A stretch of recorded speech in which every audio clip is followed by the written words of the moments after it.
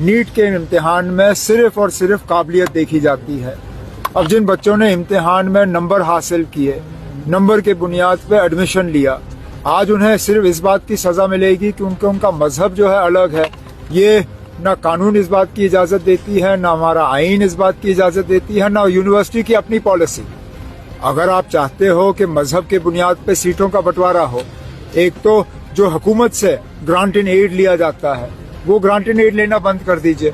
जो मुफ्त में जमीन मिली उसका आप पैसा दे दीजिए और उसके बाद आप अपने यूनिवर्सिटी का कानून बदल के इसको एक ही मजहब के लिए रखिए। हमें कोई एतराज नहीं। सड़कों की हालत इस वजह से खराब नहीं है कि उन पे काम नहीं चल रहा है। सड़कों की हालत थोड़ी खस्ता है क्योंकि वहां पे काम चल रहा है। रोड वाइडनिंग का प्रोजेक्ट है, 4 लेनिंग का प्रोजेक्ट है, टनलों का प्रोजेक्ट है। अब इसमें सिर्फ इतना है कि जहां टनल का काम चल रहा है वहां पे जो एग्जिस्टिंग रोड है कम से कम उसकी मेंटेनेंस होनी चाहिए। अब जो आज मैंने श्रीनगर से सुबह 6:30 बजे निकला हूं, मुगल रोड से लेके बफलियाज से पूंछ से अब रजौरी, मैंने खुद सड़क का हाल देखा है। अब जो मैंने खुद जो आंखों देखा हाल है उसको मैं government of India Rajnath Singh साहब तक पहुंचा दूंगा, क्योंकि ये सारे बॉर्डर रोड्स की सड़कें हैं। मिनिस्ट्री ऑफ डिफेंस इनकी निगरानी करती है। तो राजनाथ सिंह साहब के साथ मुलाकात करके उनसे गुजारिश करूंगा, एक तो बॉर्डर रोड्स के काम में थोड़ी तेजी लाई जाए और जब तक टनलों का काम मुकम्मल नहीं होता तब तक जो सड़क का हिस्सा टनल के जरिए कट जाएगा उसकी ठीक ठाक मेंटेनेंस होनी चाहिए, जो अभी नहीं हो रही है। तो लोगों की अभी भी डिमांड है कि बॉर्डर में जो है बंकर अभी भी नहीं बने। तो फिलहाल तो हमारी कोशिश है कि हालात ठीक रहें, लेकिन जो बंकर बनाने का एक सिलसिला है वो चल रहा है, आगे भी चलता रहेगा। दोनों चीजें, क्योंकि कुछ लोग कहते हैं कि इंडिविजुअल बंकर होने चाहिए। अब हर किसी के लिए बंकर बनाने के लिए जगह नहीं है, ना उतने साधन हैं हमारे पास।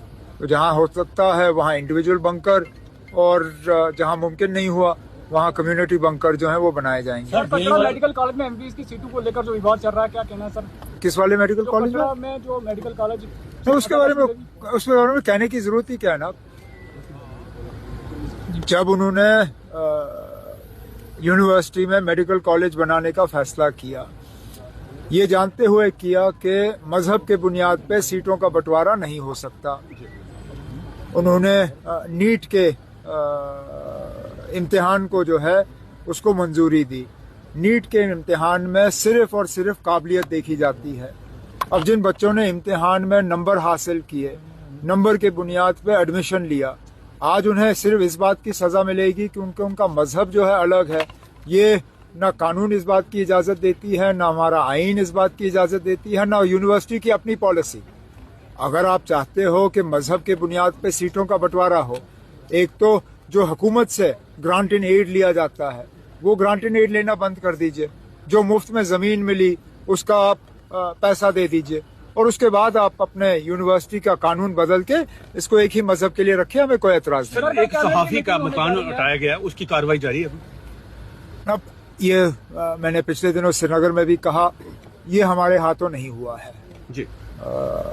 जिन्होंने इस अफसर को लगाया है, जिस अफसर के जरिए ये काम हुआ है, अगर वो कभी यहाँ आए तो आप उनसे पूछ लीजिएगा।